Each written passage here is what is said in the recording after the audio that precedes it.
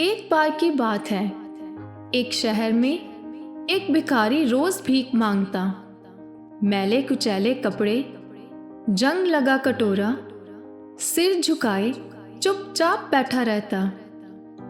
लोग उसे देखकर नजरअंदाज कर देते, लेकिन उन्हें अंदाजा भी नहीं था कि वो हर दिन जो पैसे इकट्ठा करता है उससे कुछ ऐसा कर रहा है जो पूरी दुनिया में मिसाल बन जाएगा। एक दिन जब उसकी सच्चाई सामने आई तो पूरा शहर हिल गया।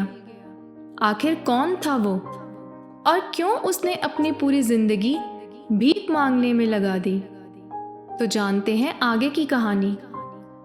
शहर के सबसे व्यस्त चौराहे पर एक पुराने मंदिर के बाहर एक भिखारी हर सुबह अपनी जगह पर आकर बैठ जाता। मैले कुचैले कपड़े, बड़ी हुई दाढ़ी, बिखरे बाल और हाथ में एक जंग लगा कटोरा।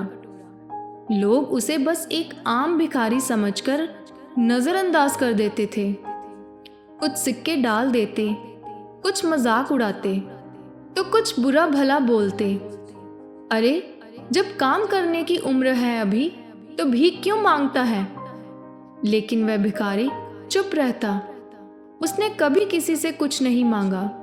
वो बस सिर झुकाए बैठा रहता और जब उसका कटोरा सिक्कों से भर जाता तो उठता और शहर की तंग गलियों में कहीं गायब हो जाता।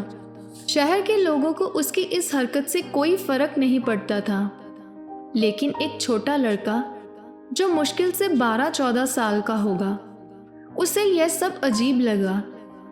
वह लड़का पढ़ाई नहीं कर पाता था क्योंकि वह बहुत गरीब था और उसका रोजाना का काम कचरे में से चीजें इकट्ठा करके बेचना था, जिससे वह अपनी रोजी रोटी चलाता। एक दिन जब भिखारी सिक्कों का कटोरा लेकर उठा तो उस छोटे बच्चे ने चुपचाप उसका पीछा किया। भिखारी तंग गलियों से होकर पुराने टूटे मकान में पहुंचा। उस बच्चे ने झांककर खिड़की से अंदर देखा और उसकी आंखें फटी की फटी रह गईं। अंदर करीब 60 से 70 बच्चे पढ़ाई कर रहे थे। उनके कपड़े फटे पुराने थे, लेकिन उनके चेहरों पर खुशी थी। उनके पास किताबें और लकड़ी की कुर्सियां और टेबल थीं। भिखारी अंदर गया और अपने कपड़े से सिक्के निकालकर बूढ़ी औरत को दे दिए। बूढ़ी औरत ने आशीर्वाद देते हुए कहा, भगवान तुम्हारा भला करे।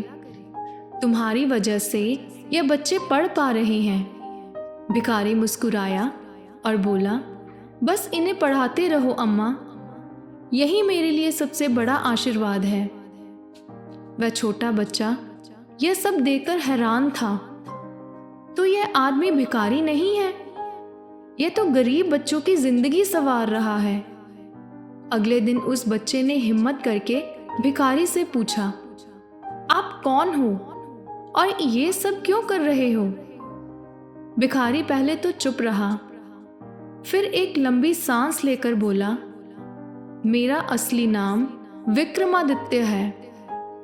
कभी मैं इस शहर का सबसे बड़ा व्यापारी था। करोड़ों की संपत्ति थी, बड़ी हवेली, गाड़ियां, नौकर चाकर, सब कुछ। छोटा बच्चा हैरान था, तो फिर आप भी क्यों मांगते हो? विक्रमादित्य की आंखें नम हो गईं। एक दिन मेरे लालच और घमंड ने मेरी दुनिया छीन ली।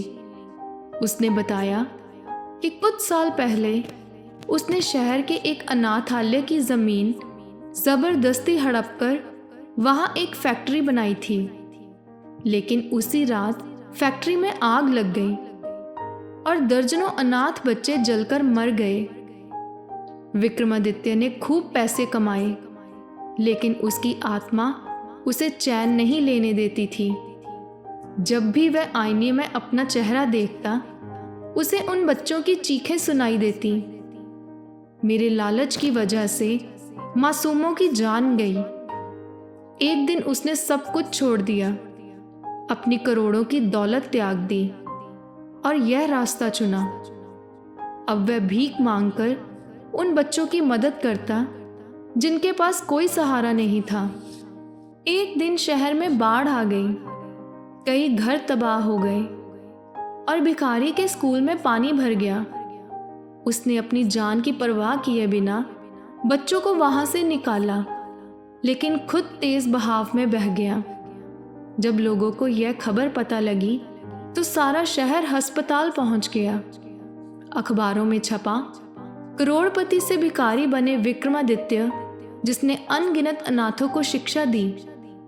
लोग हैरान थे। जिसे वे एक मामूली भिखारी समझते, वो असल में सबसे बड़ा दानवीर था। भिखारी की हालत गंभीर थी। अपने मरने से पहले उसने एक आखिरी इच्छा जताई, मेरे मरने के बाद मेरी पहचान मत मिटाना, इस स्कूल को और आगे बढ़ाना। उसके बाद उसकी मौत हो गई। यह खबर सुनकर सारा शहर रो पड़ा। जिस आदमी को लोग घिन से देखते थे, उसने सैकड़ों बच्चों को पढ़ाया, पाला और नया जीवन दिया। कचरा उठाने वाले उस छोटे बच्चे ने कसम खाई कि वह इस स्कूल को बंद नहीं होने देगा, और वह जगह एक अच्छे स्कूल में बदल दी गई। आज वहाँ हजारों बच्चे पढ़ रहे हैं। तो दोस्तों, इस कहानी से हमें यही शिक्षा मिलती है कि असली हीरो वो नहीं होता जो नाम कमाए, बल्कि वो होता है जो गुमनाम रहकर दूसरों की जिंदगी बदल दे। यह कहानी हमें यह भी सिखाती है कि सच्ची महानता नाम या दौलत में नहीं, बल्कि दूसरों की जिंदगी बदलने में है। अगर आज की कहानी आपको पसंद आई हो तो चैनल को सब्सक्राइब, वीडियो को लाइक और शेयर ज़रूर करें। धन्यवाद।